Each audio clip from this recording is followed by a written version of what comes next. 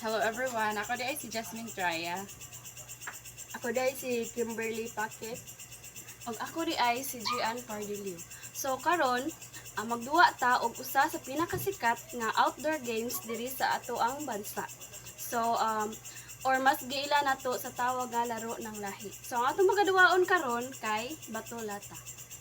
O gitawag kini sa laing lugar nga tumbang preso, batuhan ng lata, tumbalata o hit the can.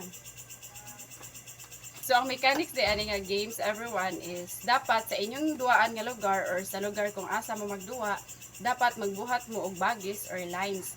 Og kana nga lines kay mao na ang basis kung para mahibaw-an ninyo kung kinsa ang mahimong taya or hago. And kailangan ang kamutalan nga players is naamoy chinilas tagsa-tagsa.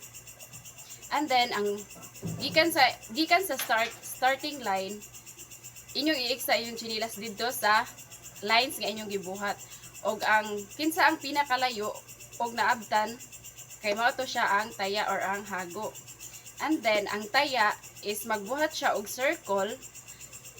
And then iyang ibutang ang lata dito sa circle.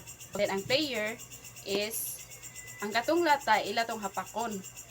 Whether maigo or dili, dapat ilang kuhaon ilang chinilas kay iphan na sila og 5 minutes og makuha na nila ang chinilas or nana sa ilang kamot, nanay possibility nga dakpo na sila sa taya ug sila na pod ang mahimong taya.